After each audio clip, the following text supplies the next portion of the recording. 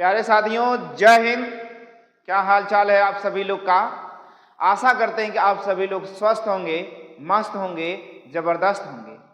प्यारे साथियों, आज के इस वीडियो में हम सभी लोग Uttar Pradesh DElEd second semester का मैथ का लघुत्तरीय प्रश्न हल करने वाले हैं। और ये लघुत्तरीय प्रश्न की श्रृंखला में ये 5वां वीडियो होगा। और यदि अभी तक आपने पिछले सभी वीडियोस को नहीं देखा है तो अपने इस YouTube चैनल के प्लेलिस्ट में जाकर उन सभी वीडियो को आप देख सकते हैं और तैयार कर सकते हैं। क्योंकि मैथ है भैया, मैथ चाहे आप कंपटीशन का ले लो, चाहे सिलेबस ले लो डीएलएड या बीटीसी का, तो सेम मिलता जुलता है। बस थोड़े से क्वेश्चन के लेवल में अप और डाउन होता रहता है। तो यदि आपका बेस तैयार होगा तो आप अच्छे से अपनी तैयारी को कंप्लीट कर पाएंगे, यानी पूर्ण कर पाएंगे। तो इसलिए यह सभी वीडियो आपके लिए बहुत इंपॉर्टेंट है। नहीं देखे हैं तो जरूर देख डालें। चलिए आज के इस वीडियो का पहला सवाल देखते हैं। कहता है कि आयत किसे कहते हैं, आयत को उदाहरण सहित समझाइए। आयत किसे कहते हैं, आयत को उदाहरण सहित समझाइए। तो आपको लिखना है हल और लिखना है आयत लिखना है और आयत के बारे में आपने हेडिंग डाल दिया आयत। अब देखिए चार भुजाओं से आपको लिखना क्या, चार भुजाओं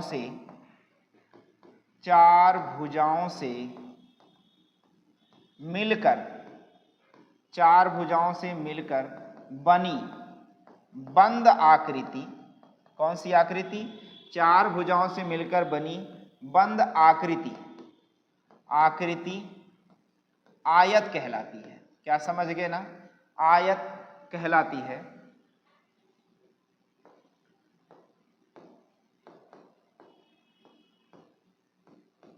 ठीक है ना। आयत में चार भुजाएं होती हैं, चार भुजाओं से मिलकर बनी हुई बंद आकृति आयत कहलाती है। और आयत में क्या लिखना आपको, आयत में आमने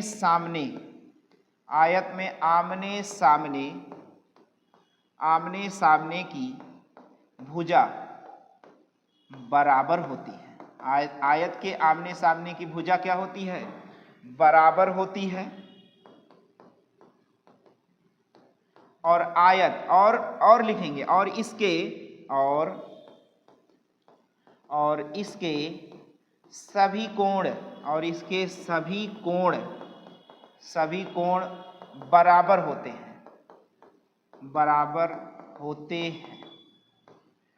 ठीक है ना। तथा सभी कोणों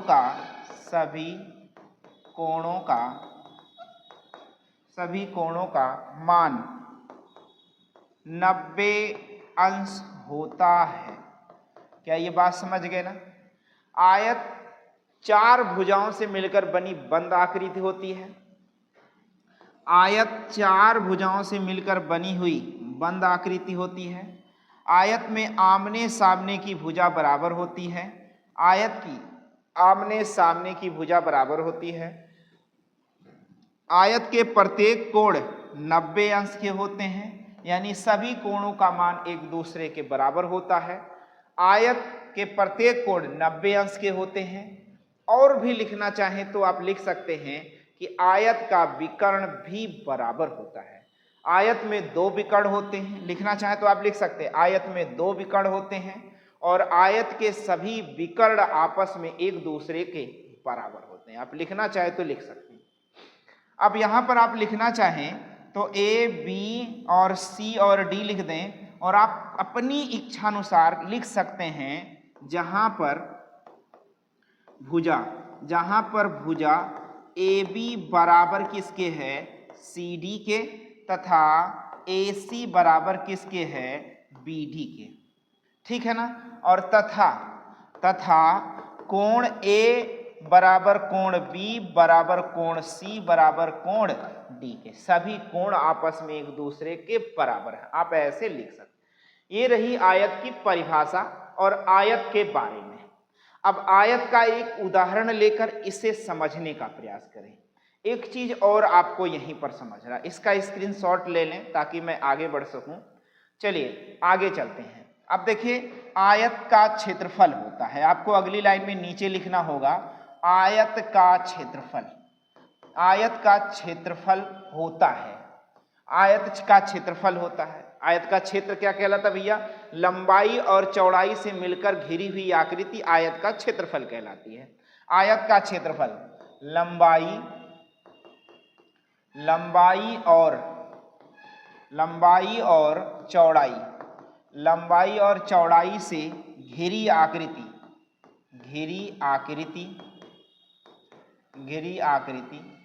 आयत का क्या कहलाएगी?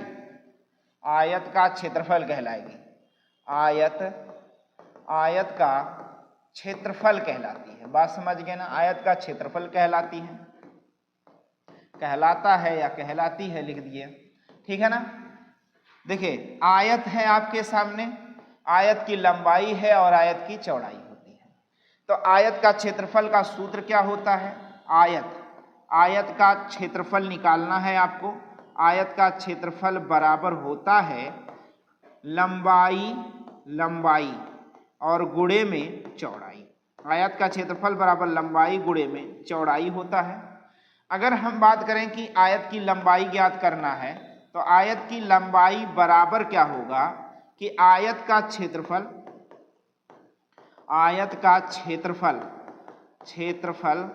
और बटे में चौड़ाई। आयत का क्षेत्रफल बटे में चौड़ाई, आयत की लंबाई ज्ञात करेगा। क्या ये बात समझ गए ना? आयत का क्षेत्रफल लंबाई गुणे चौड़ाई, या शॉर्टकट में आप लिख सकते हैं L इंटू बी लिख सकते हैं। समझ गए ना? L into B.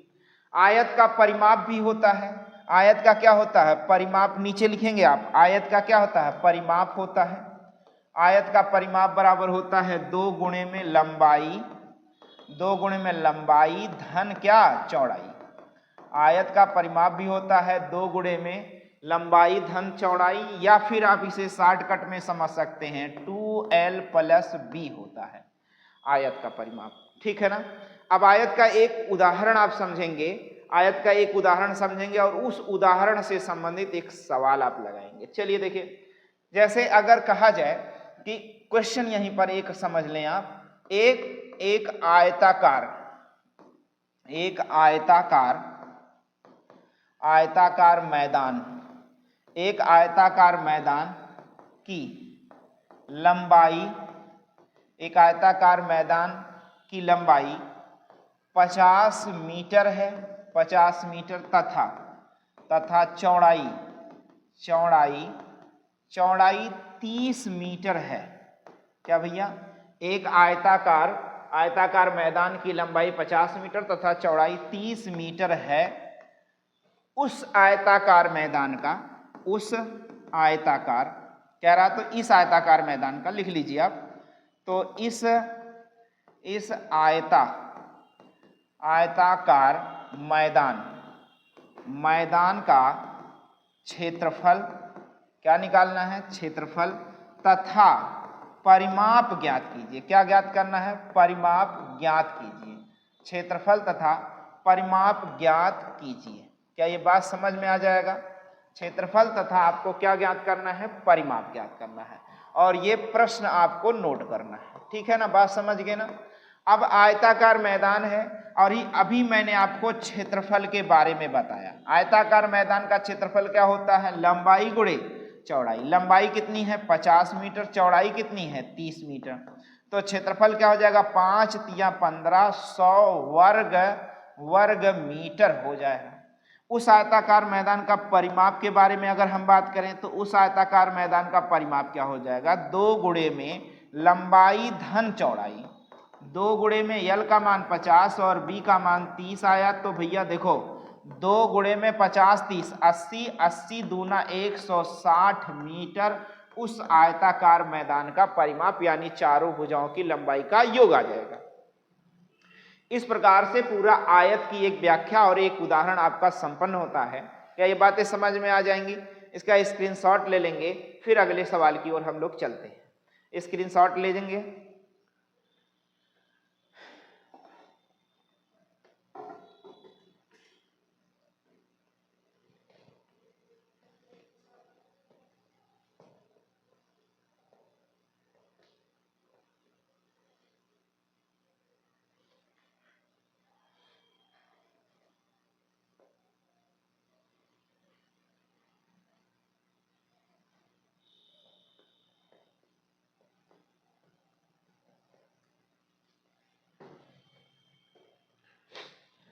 चलें अगले प्रश्न की ओर चलते हैं। अगला प्रश्न, दूसरा प्रश्न कहता क्या है, इसे समझेंगे। देखिए कह रहा कि वर्ग किसे कहते हैं। जैसे आपने आयत के बारे में जाना है, वैसे आपको क्या समझना है, वर्ग के बारे में। वर्ग किसे कहते हैं तो ध्यान दीजिए। चलिए वर्ग के बारे में हम सभी लोग समझते हैं। और देखिए आपको लिखना है हल और लिखना है वर्ग। वर्ग वर्ग यहां देखिए चार समान भुजाओं से, देखो लिखना है आपको चार समान भुजाओं, चार समान भुजाओं से मिलकर, चार समान भुजाओं से मिलकर बनी बंद आकृति, बंद आकृति, चार समान भुजाओं से मिलकर बनी बंद आकृति, आकृति वर्ग कहलाती है। वर्ग कहलाती है। क्या ये बात समझ गए ना? चार समान भुजाओं से मिलकर बनी बंद आकृति वर्ग कहलाती है। वर्ग के सभी कोण तथा सभी वर्ग के सभी कोण तथा विकर्ण, सभी कोण तथा सभी विकर्ण बराबर होते हैं, बराबर होते हैं। क्या ये बात समझ गए ना? इतनी बात समझ में आ जाएगी। तो मैं एक आपको चार समान भुजाओं से मिलकर बनी बंद आकृति बना दिया। ये क्या है भैया? ये है वर्ग की भुजा। ये क्या होती है? वर्ग की भुजा है। ये सभी आपकी क्या है भुजाएं? ए बी सी और डी। ए बी सी डी ये सभी क्या है? वर्ग की भुजा। जैसे ए बी बराबर में बी सी बराबर में सी डी बराबर में डी ए, ये सभी चारों भुजाएं हैं और चारों भुजाएं बराबर होती हैं। अब बात करेंगे वर्ग का। देखो ये भुजा हो गया, वर्ग का विकर्ण देख लेते हैं। तो वर्ग का विकर्ण आपके सामने देखो क्या हो जाएगा? ए बी और डी ए और ए सी। ए सी बराबर बी डी, ये दोनों आपस में वर्ग के क्या है? विकर्ण है। अगर इसमें हम कोण की बात करें तो वर्ग के सभी कोण आप देखोगे तो वर्ग के सभी कोण के बारे में अगर बात करोगे तो कोण ए बराबर, कोण बी बराबर, कोण सी बराबर कोण डी, और सभी कितने अंश के होते हैं इसमें? कोण 90 अंश के होते हैं। बात समझ में आ जाएगा। यहीं पर अगर हम कहें कि वर्ग का क्षेत्रफल होता है तो वर्ग का क्षेत्रफल का सूत्र होता है, वर्ग का क्षेत्रफल होता है भुजा स्क्वायर। क्या होता है भैया? भुजा स्क्वायर। वर्ग का क्षेत्रफल क्या होता है? भुजा स्क्वायर। और वर्ग का परिमाप होता है, वर्ग का परिमाप होता है 4 गुणे में भुजा। भुजा 4 गुणे में भुजा। यहाँ पर देखें आप भुजा बराबर ए मानते हैं और 4 गुणे में ए लिख सकते हैं। भुजा स्क्वायर मतलब ए का वर्ग और 4a मतलब परिमाप। देखिए वर्ग का क्षेत्रफल और भी एक प्रकार से निकाला जाता है, विकर्ण का वर्ग, विकर्ण स्क्वायर बटे 2 बराबर वर्ग का क्षेत्रफल होता है। इस प्रकार से वर्ग की परिभाषा रही और वर्ग से संबंधित सारे तथ्य रहे।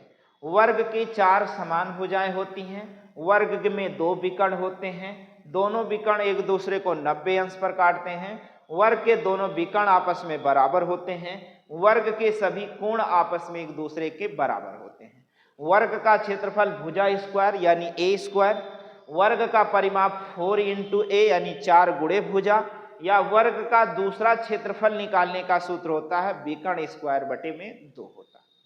चलिए इस पर एक उदाहरण लेकर हम लोग समझते हैं। आपके सामने कभी भी एग्जाम में सवाल आएगा, प्रश्न मैं बनाता हूं यहां पर, ठीक है ना।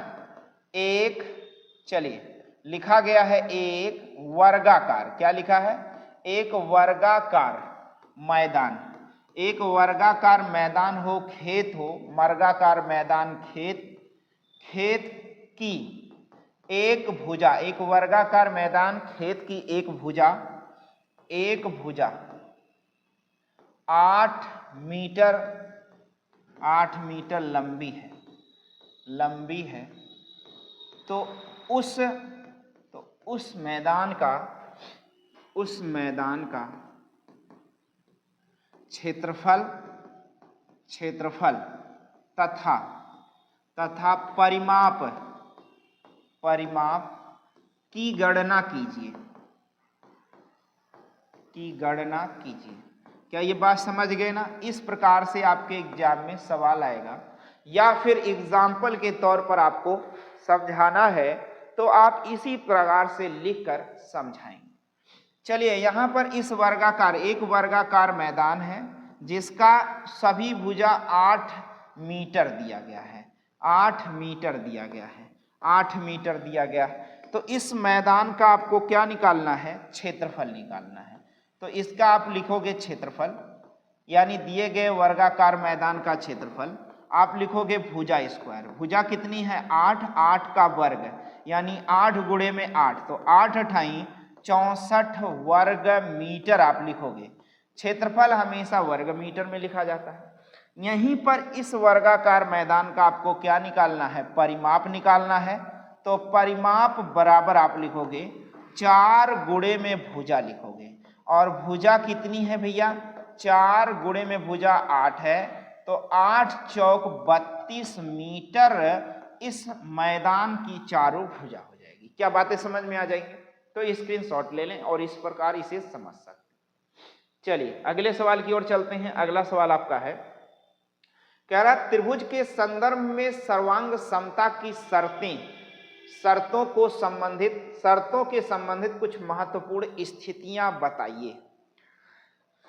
त्रिभुज की सर्वांग समता आपको समझानी है। त्रिभुज की सर्वांग समता समझानी है तो चलिए लिखते हैं, हल करते हैं और आप लिखेंगे क्या लिखेंगे भैया? लिखेंगे त्रिभुज की, लिखो त्रिभुज की सर्वांग समता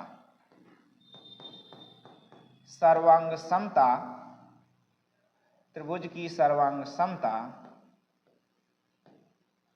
के नियम। ठीक है ना? मैंने लिख दिया और इसे आप समझिए। तो पहला नियम इसका है, पहला नियम है, देखो पहला नियम है भुजा और भुजा। पहला नियम, या इसे हम कह सकते हैं साइड। यस। त्रिभुज की सर्वांग समता के नियम मैं बता रहा हूं। अब देखो यहां पर लिखना है आपको, जब है ना किसी त्रिभुज की तीनों भुजाओं, ठीक है ना, तीनों भुजाएं ऐसे कह सकते हैं, तीनों भुजाएं एक दूसरे त्रिभुज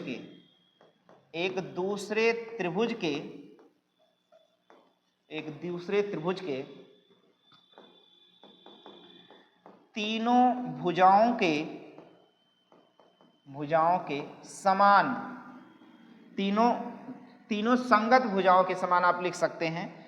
लिख लीजिए, तीनों संगत भुजाओं के समान होती है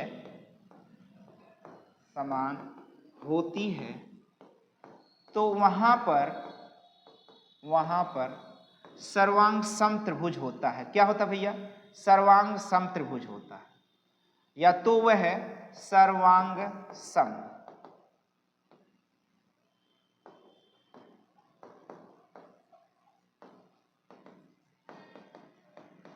क्या ये बात समझ गए ना? अब जैसे फिगर के माध्यम से समझ लें, कोई एक त्रिभुज ABC आपने ले लिया, त्रिभुज ABC, समझ गए ना? त्रिभुज ABC। अब यहीं पर त्रिभुज कोई दूसरा आपने ले लिया उसी के जैसा, ठीक है ना, DE और F। अब यहां देखेंगे AB बराबर 5 सेंटीमीटर, DE बराबर भी 5 सेंटीमीटर, AC बराबर 7 सेंटीमीटर, तो DF बराबर भी 7 सेंटीमीटर, BC बराबर 9 सेंटीमीटर, तो EF बराबर 9 सेंटीमीटर। तो ऐसे में ये दोनों त्रिभुज आपस में एक दूसरे के कौन से त्रिभुज कहलाएंगे? सर्वांग सम त्रिभुज। क्योंकि यहां पर आप देख रहे हैं AB बराबर किसके है? DE के, और देखेंगे AC बराबर किसके है? डी एफ के, और बी सी बराबर किसके है, ई और एफ के। क्या ये बातें समझ गए ना?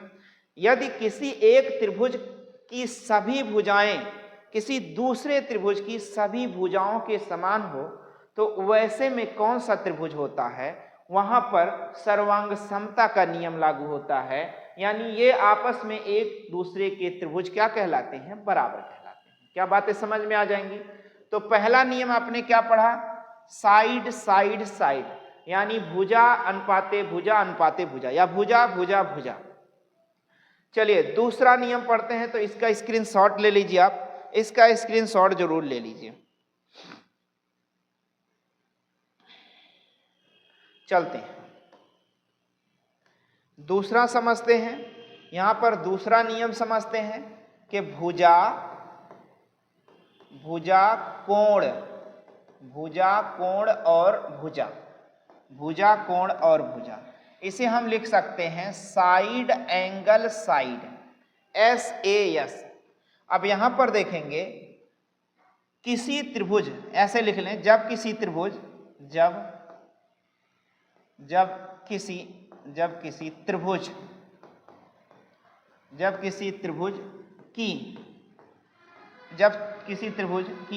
की दो भुजा और एक कोण एक दूसरे त्रिभुज के की दो भुजा और एक कोण के बराबर होती है। यहां संगत लिख सकते हैं, देखिए, जब किसी त्रिभुज की दो भुजा और एक कोण एक दूसरे त्रिभुज की दो भुजा और एक कोण के बराबर होती है तो वहां पर सर्वांग सम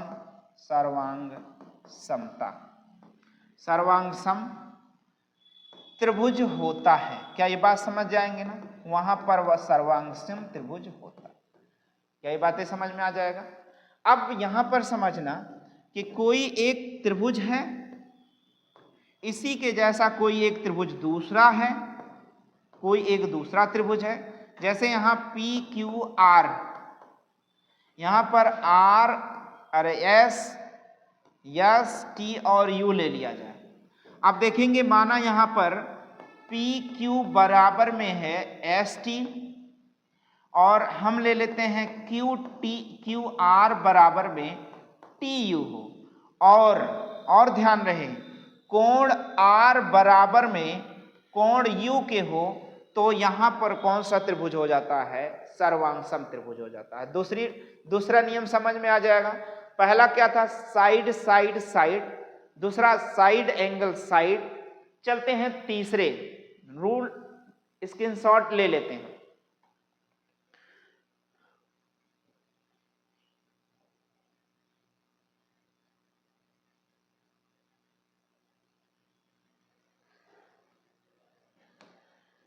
अगला तीसरा है आपका, तीसरा नियम है कोण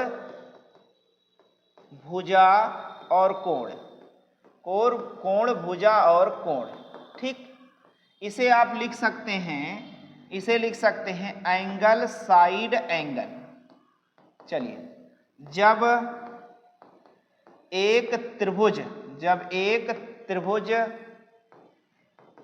के दो कोण, क्या भैया, दो कोण तथा एक भुजा एक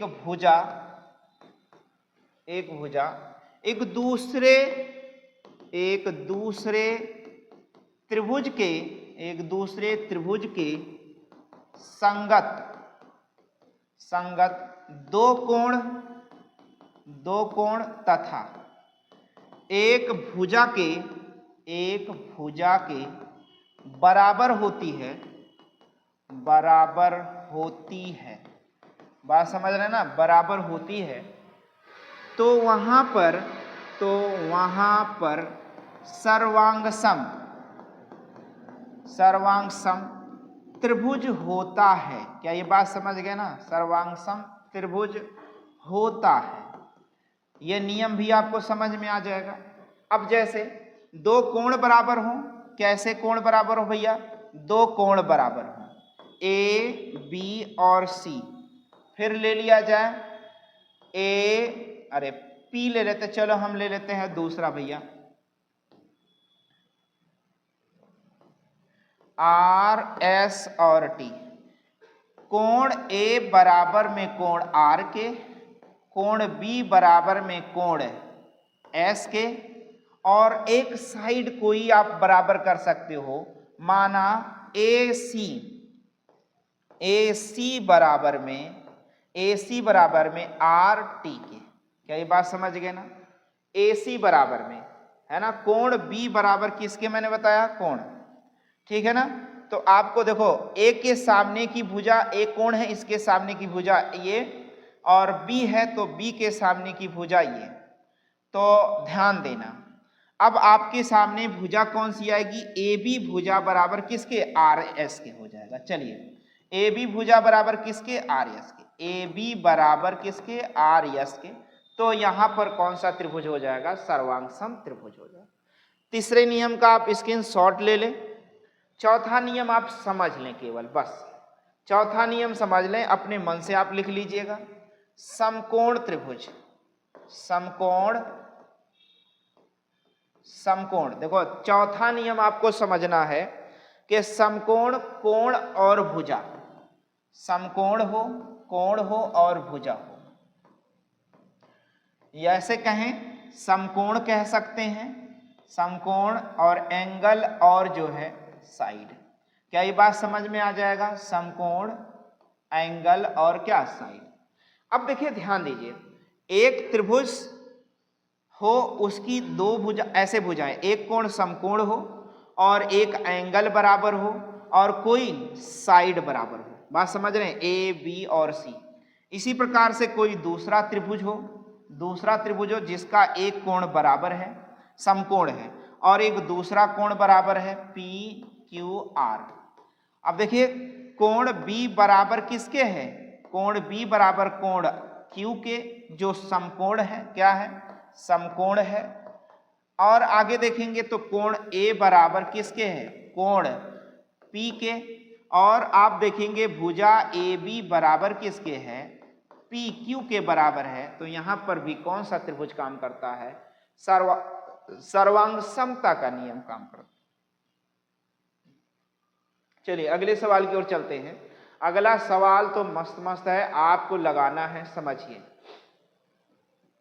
दिया है 598 की घात 3, ये सर्व समीकाएं दी गई हैं। इस सर्व समीका की सहायता से इनका मान ज्ञात करना है। सर्व समीका आपने देखा होगा, जैसे पहला सवाल मैं हल करता हूं, अभी आपको खुद समझ में आ जाएगा।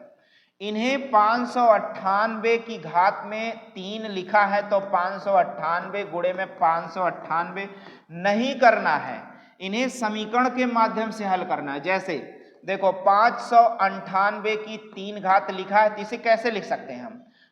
इसे हम लिख सकते हैं 600 माइनस 2 की घात 3। अब एक सूत्र आपको पिछली क्लास में बताया गया था, a माइनस बी की 3 घात बराबर क्या होता है? a cube minus b cube minus 3ab इन ब्रैकेट में a माइनस बी। यह सूत्र आपको बताया गया है, इस सूत्र को जरूर याद रखें। इसी सूत्र के माध्यम से इसे हल करना है, यही सर्वसमीका के माध्यम से हल करना कहलाएगा। अब देखिए पहले पद की 3 घात यानी 600 की 3 घात आपको करना है, ठीक है ना? चलो मैं डायरेक्ट करता हूं, 600 की 3 घात कर देना है, कर दे रहा हूं। चलो 600 की 3 घात, फिर माइनस दूसरे पद का 3 घात करना है, फिर माइनस 2 गुना पहला, 3 गुना है भाई, सॉरी 3 गुना है पहला पद, गुणे में दूसरा पद, इन ब्रैकेट में पहला पद माइनस में दूसरा पद, ऐसे करना है। 600 का घन करोगे 6 36 छक्का 216 आएगा, और 2 के साथ 6 जीरो हो जाएगा। 2 जीरो का घन करोगे तो 6 जीरो में बदल जाएगा, 4 5 6, और 2 की 3 घात 2 दूना 4 दूना 8 आएगा, माइनस देखो छात्रिक 18 दूनी 6 दूनी 12 तिया 3600 और गुणे में यहाँ देखोगे आएगा 598 आ जाएगा। क्या ये बातें समझ गए ना? इसके बाद आपको हल करना है, ध्यान रहे ये सारी चीजें हल करना है, इसी के माध्यम से सर्वसमीका का समीकरण होता है। इनको जब आप हल करेंगे तो 21 38 47 600 512 21 38 47 192 यह सवाल का उत्तर आ जाएगा। ठीक है ना भाई? इसको आपको हल कर लेना है, इनका इनमें घटाओ, इन दोनों का आपस में गुणा करके फिर लाके घटाना है, या फिर इन दोनों का आपस में गुणा करके यहाँ लाकर जोड़ लेना फिर लाके घटा लेना। तो ये इस प्रकार से ये सवाल का उत्तर हो जाएगा 21 38 47 192 इस प्रश्न का उत्तर होगा। इस तरीके से यह गुणा भाग आप अलग से बाहर करना है, अंदर नहीं करना है, इस पेज पे तो बिल्कुल नहीं करना है ताकि आपको स्पष्ट साफ साफ दिखाई दे। ठीक है ना? बातें समझ गए ना? इसी प्रकार से हम अगले सवाल की ओर चलते हैं। अगला सवाल आपका दिया है दूसरा, कह रहा इसे हल करें, इसे भी सर्वसमीका, एक मैं और बता दे रहा हूं, 98 की 3 घात है। तो देखिए 98 को लिखा जा सकता है 100 माइनस 2 करके लिखा जा सकता है कि नहीं लिखा जा सकता? और घात में कितना? 3। सूत्र लगाओ, पहले का 3 घात माइनस दूसरे का 3 घात माइनस 3 गुना पहला गुणे में दूसरा, फिर पहला माइनस में दूसरा। ठीक है ना? 100 की 3 घात करोगे तो 2 2 4 और 2 6 और 2 दूना 4 दूना 8 माइनस 3 दूनी 6 एकन 600 और यहाँ पर कितना आ जाएगा? 98 आ जाएगा। ठीक है ना? अब आप देख पा रहे हो कि यहाँ पर आपका है 6 जीरो माइनस में 8 माइनस में 6 8 48 के 8 हासिल आए 4, 6 8 48 के 8 हासिल आए 4, 6 9 54 और 54 4 58 और 2 जीरो लगा लेना। ठीक है ना? बात समझ गए? और इसको लाकर जोड़ लेना। अब आप देखोगे जब इसको आप जोड़ लोगे तो आएगा 5 8 8 0 8 आएगा और यहाँ 10 0 0 0 0 0 माइनस आ जाएगा। और जब आप इसको हल करोगे तो इसका उत्तर आपको मिलने वाला है 94 11 92 94 11 92 यही सवाल का क्या हो जाएगा? उत्तर हो जाएगा। ठीक है ना? बात समझ गए ना? देखो 10 में से 8 गया 2, यहाँ 9 में से बचा 9, फिर यहाँ बचा 9 में से 8 गया 9 1, फिर 9 में से 8 गया 1, फिर 9 में से 5 जाएगा 4 और यहाँ बचेगा 9। इस प्रकार से ये सवाल का उत्तर। नहीं समझ में आता है तो बाहर आप क्या करोगे? बना लोगे और घटा लोगे।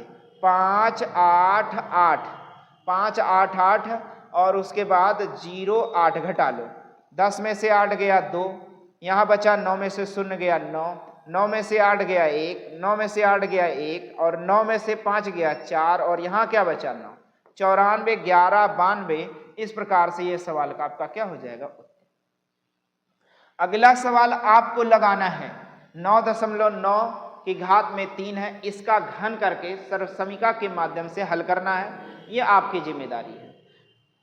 ठीक है ना? बात समझ में आ जाएगा। चलते हैं अगले सवाल की ओर। अगला प्रश्न आपका कहता है कि मासा भाग विधि से निकालना। इसका क्या निकालना है? मासा निकालना। और किस विधि से? भाग विधि से। तो चलिए मैं हल करता हूं। लिखा है 12 16 18, तो इसका का मासा निकालना है। और किस विधि से? भाग विधि से। तो भाग विधि कहती है मासा निकालने की बड़ी संख्या में छोटी संख्या से भाग दिया जाए। तो चलो मैं 18 में 16 से भाग दे देता हूं। तो 16 एकन 16 2 18। अब फिर इसे उठा के ले आओ यहां। तो देखो 2 8 16 यानी कट गया। अंतिम भाजक हमारा मासा होता है। लेकिन ध्यान रहे इस 2 से 12 में भी भाग देना होगा। अगर ये 12 को पूरी तरह काट देगा तभी मासा माना जाएगा। तो भैया 2 छक 12, हाँ पूरी तरह काट दिया। अतः दी गई संख्या का, अतः संख्याओं का, बात समझ रहे हैं? संख्या का मासा क्या हो जाएगा? बता दो जल्दी से। तो मासा 2 हो जाएगा। ठीक है ना? बात समझ गए ना? चलिए अगले सवाल की ओर चलते हैं। स्क्रीनशॉट लेते रहे करिए और ना समझ में आए तो वीडियो को रिवर्स करके पुनः देख लिया करिए। दिया है इसका भी मासा निकालना है। आपको क्या निकालना है? मासा ज्ञात कीजिए। क्या करना है? मासा ज्ञात कीजिए। ठीक है ना? तो मासा ज्ञात कीजिए। तो मैं आपके सामने मासा ज्ञात करने जा रहा हूं। 1/2, 2/3 और 4/5। ध्यान दीजिए, समझिए। ऐसे सवालों का मासा कैसे निकालते हैं? तो भिन्नों का लासा मासा निकालना होता है भैया। भिन्नों का मासा का एक सूत्र आपको बताया गया होगा। अंश का मासा बटे में हर का लासा। यह आपको याद रखना है। हर का क्या याद रखना है? लासा। अंश का मासा बटे हर का लासा। अब देखो अंश का मासा 4 और 2 और 1 का मासा क्या होगा? 1 और हर का लासा तो 3। देखो यहाँ पर सभी सहअभाज्य संख्याएं हैं, तो सहअभाज्य संख्याओं का लासा उन्हीं का गुणनफल होता है। तो 5 × 3 = 15 दूनी 30। अतः सवाल का उत्तर हो जाएगा। ये बातें समझ में आ जाएंगी ना? इसी प्रकार से इसे नोट करना है। चलते हैं अगले प्रश्न की ओर। अगला प्रश्न कह रहा है कि वह बड़ी से बड़ी संख्या ज्ञात कीजिए।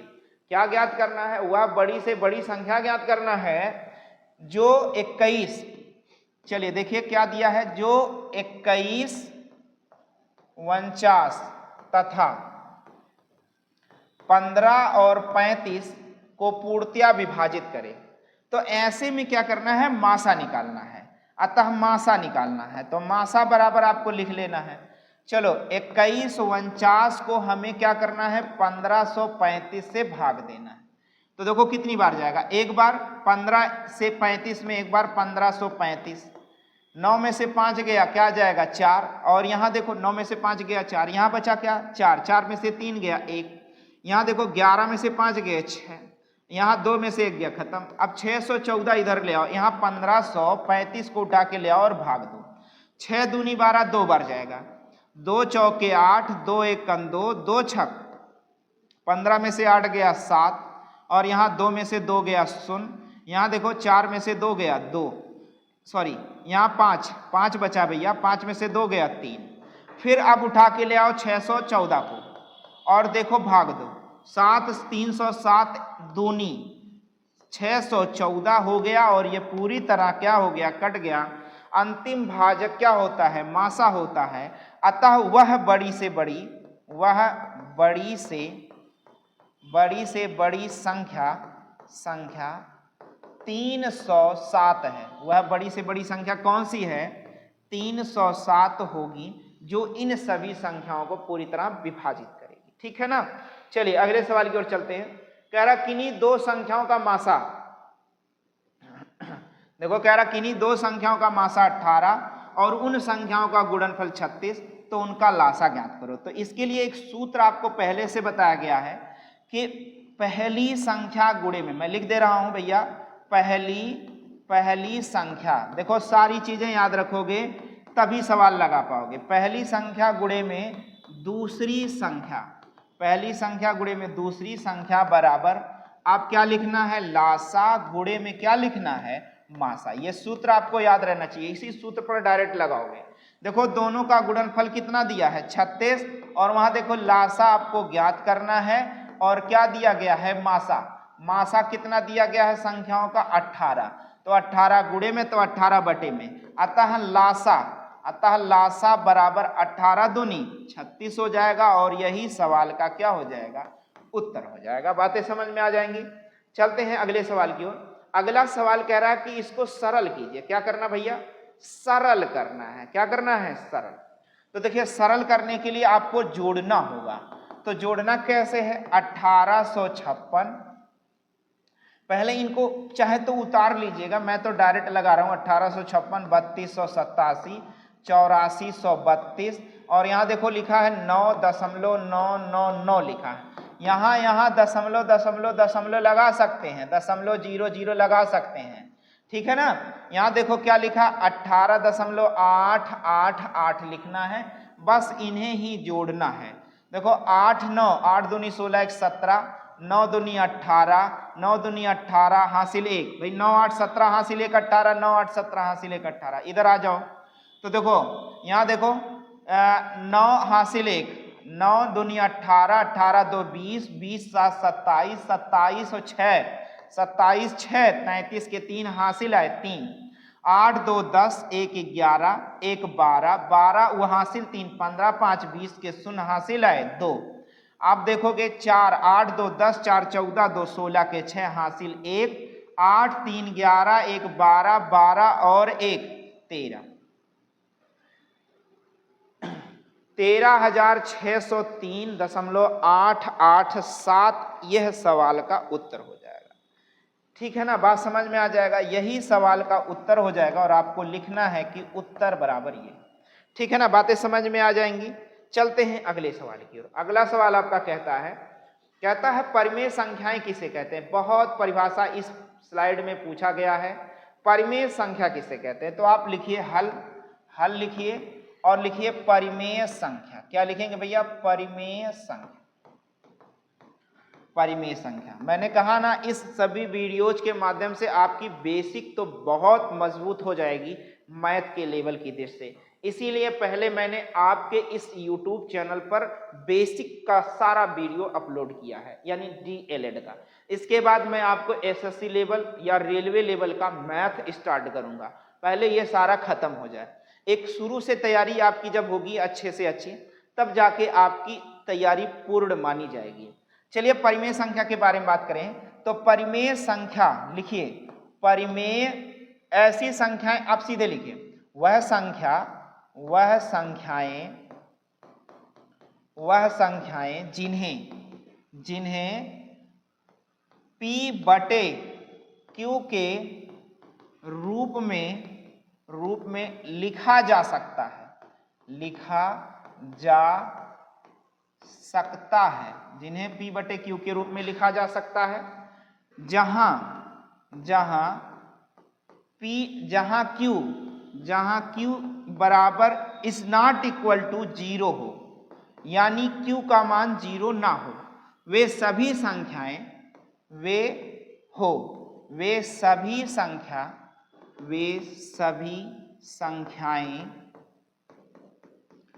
परिमेय संख्या कहलाती हैं।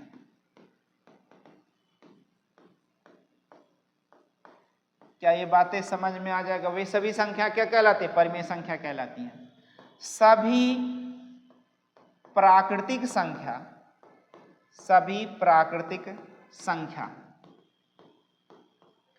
परिमेय संख्या होती हैं। क्या ये बातें समझ गए ना।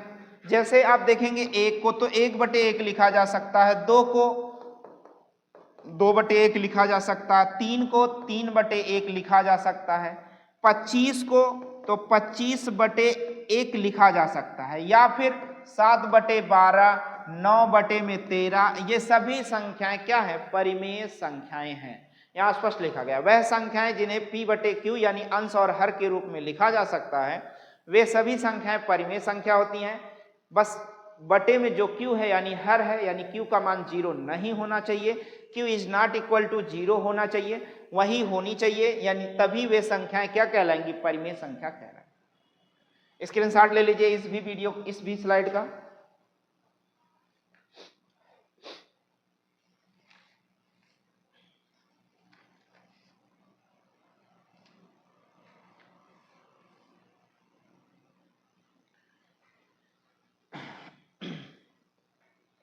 प्यारे साथियों, इस वीडियो के माध्यम से मैंने उत्तर प्रदेश DLED के सेकंड सेमेस्टर का मैथ का राजन सीरीज का लघु उत्तरीय प्रश्न की श्रृंखला में यह आपका 5वां वीडियो अपलोड कर रहा हूं। आशा करते हैं कि यह वीडियो आपको अच्छा लगा होगा, तो लाइक, शेयर और सब्सक्राइब करना बिल्कुल ना भूलें। साथ ही साथ बेल आइकन यानी घंटा जरूर दबाएं, जिससे हमारा मनोबल भी बढ़े और साथ ही साथ हमारे अगले वीडियो का नोटिफिकेशन भी आप तक समय से पहुंचे। मिलते हैं आपसे अगले वीडियो में, तब तक के लिए जय हिंद।